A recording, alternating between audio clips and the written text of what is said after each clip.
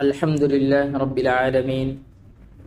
والصلاة والسلام على سيد المرسلين وعلى آله وصحبه أجمعين أما بعد قال الله تبارك وتعالى في القرآن المجيد والفرقان الحميد أعوذ بالله من الشيطان الرجيم بسم الله الرحمن الرحيم لقد كان لكم في رسول الله أسوة حسنة۔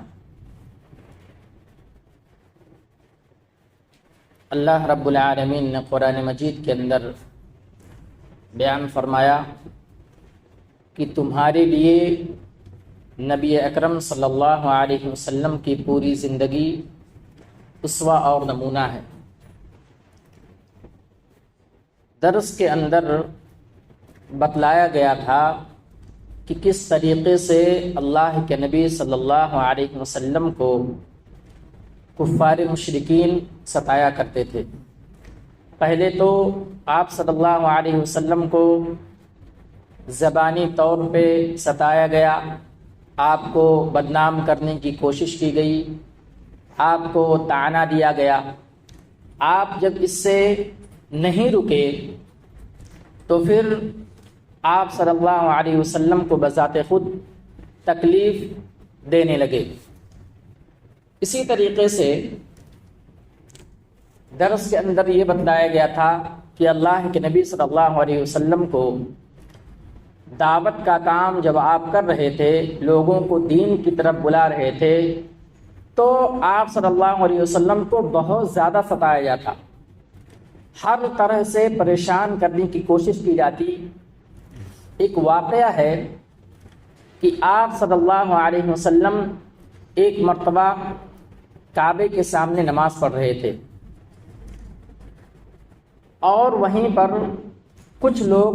کفار کے جو مالدار لوگ تھے، وہ کم از کم 7 لوگ وہاں پر کھڑے ہو کر کے آپس میں مشورہ کر رہے تھے کہ جب اللہ کے نبی صلی اللہ علیہ وسلم نماز پڑھتے ہوئے سجدے کی حالت میں جائیں گے تو ہم ان کو پریشان کریں گے۔ اور یہ طے ہوا کہ وہیں پر کہیں اونٹ کٹا ہوا تھا اور اس کی اوج وہاں پر موجود تھی، تو آپس میں ان لوگوں نے مشورہ کیا کہ کوئی کون ہے جو اونٹ کی اوجڑی جا کر کے لے کر کے آئے گا، اور جب اللہ کے نبی صلی اللہ علیہ وسلم سجدے کی حالت میں چلے جائیں گے تو ان کے گردن پر لا کر رکھ دے گا۔ اس میں سے جو عقبہ بن ابی معیط، ابو جہل، اسی طریقے سے 7 لوگ موجود تھے۔ عقبہ بن ابی معیط جو بہت بڑا کافر تھا، اس نے فیصلہ کیا کہ جب اللہ کے نبی صلی اللہ علیہ وسلم سجدے کی حالت میں جائیں گے اور جب سجدے کی حالت میں ہوں گے تو میں اونٹ کی اوجڑی لا کر کے اللہ کے نبی صلی اللہ علیہ وسلم کے گردن پر رکھ دوں گا۔ نعوذ باللہ۔ معاملہ طے ہو گیا، اللہ کے نبی صلی اللہ علیہ وسلم سجدے کی حالت میں جاتے ہیں، اونٹ کی اوجڑی جا کر کے لے کر کے آتا ہے اور آپ کے گردن پر رکھ دیتا ہے۔ حضرت عبداللہ ابن مسعود رضی اللہ تعالی عنہ وہ کہیں سے چھپ کر کے دیکھ رہے تھے، اور کیفیت یہ تھی کہ اونٹ کی اوجڑی جو تھی وہ بہت بڑی تھی، نارمل جو اوجڑی ہوتی ہے اس سے کہیں زیادہ بڑی ہوتی ہے، اتنی بڑی تھی کہ آپ صلی اللہ علیہ وسلم سجدے سے اٹھنا چاہتے ہیں لیکن اٹھ نہیں پا رہے ہیں۔ آپ پریشان ہیں کہ سجدے سے اٹھ جاؤں،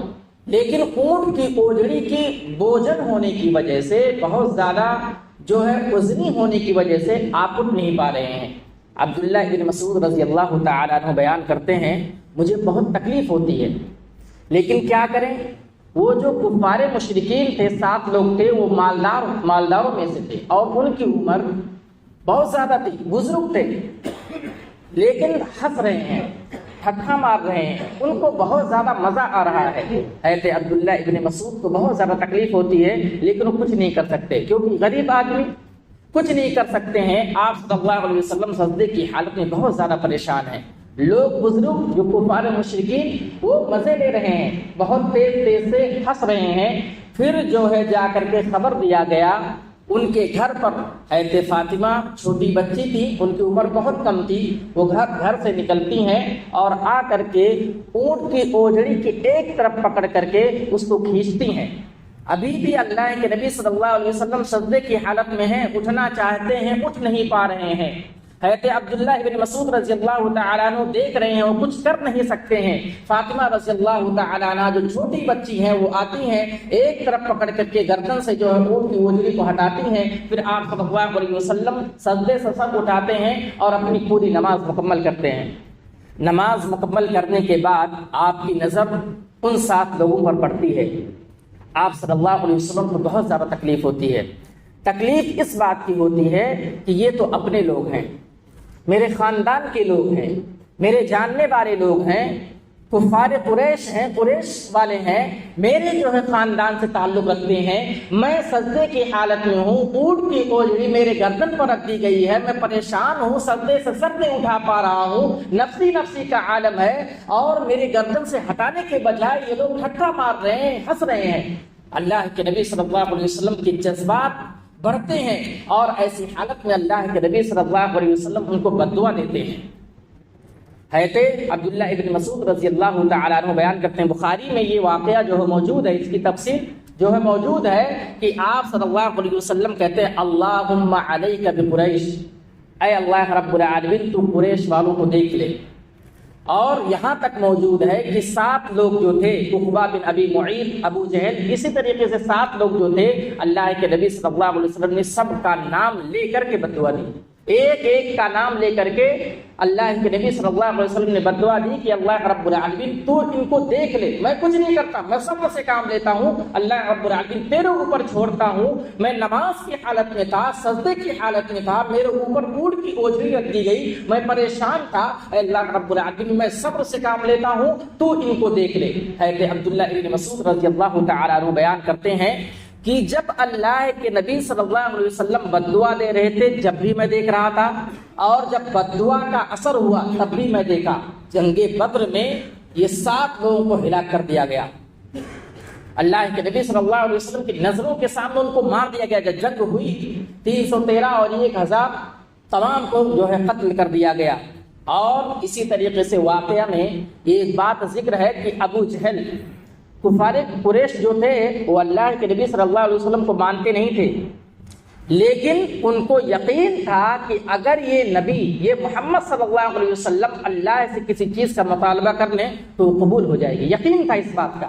نبی تصور نہیں کرتے تھے لیکن یقین رکھتے تھے کہ اللہ کے نبی صلی اللہ علیہ وسلم اگر کسی بھی چیز کا مطالبہ اللہ رب العالمین سے کرتے ہیں تو ضرور پورا ہو۔ جب اللہ کے نبی صلی اللہ علیہ وسلم نے بد دعا کی، جنگ بدر تک ابو جہل ہمیشہ پریشان رہتا تھا کہ کہاں سے اللہ رب العالمین کا عذاب آئے گا، کوئی جانور آ کر کے کھا لے گا، کسی طریقے سے میرے اوپر حملہ ہو جائے گا۔ جنگ بدر تک یہ ہمیشہ پریشان رہتا تھا، اور آخر وہ وقت آیا کہ ان کو قتل کر دیا گیا۔ 7 کے 7 جو ہے زمین پر پڑے ہوئے تھے، نہتے پڑے ہوئے، قتل کر دیا گیا۔ تو اس طریقے سے اللہ کے نبی صلی اللہ علیہ وسلم کو ستایا گیا۔ اللہ کے نبی صلی اللہ علیہ وسلم نے امت مسلمہ کو یہ تعلیم دی کہ آپ ہمیشہ جنگ کرنے پر نہ اتر آئیں، کبھی کبھی کیا ہوتا ہے زبان درازی بھی نہ کریں، ہاتھا پائی بھی نہ کریں، آپ صبر سے کام لیں۔ کچھ معاملات اللہ رب العالمین کے اوپر چھوڑ دینے چاہیے۔ اللہ رب العالمین کے ہاں دیر ہے اندھیر نہیں ہے۔ اللہ رب العالمین جو ہے کفار کو ڈھیل دیتا ہے لیکن بہت مضبوط ہے اور پکڑ بھی کرتا ہے۔ اس لیے جو ہے اللہ کے نبی صلی اللہ علیہ وسلم نے یہ طریقہ بتلایا ہے امت مسلمہ کو کہ کس طریقے سے لوگوں میں دین عام کیا جائے اور کس طریقے سے معاملات کو ہینڈل کیا جائے۔ رب العالمین سے دعا ہے کہ اللہ رب العالمین تو ہمیں کہنے سننے سے زیادہ عمل کرنے کی توفیق عطا فرمائے۔ اللہ رب العالمین جب تک ہم کو اس دنیا کے اندر رکھ، ایمان و اسلام کی حالت میں رکھ، جب ہمارا خاتمہ ہو ایمان کی حالت میں ہو۔ آمین۔ وآخر دعوانا الحمدللہ رب العالمین۔ السلام علیکم ورحمۃ اللہ وبرکاتہ۔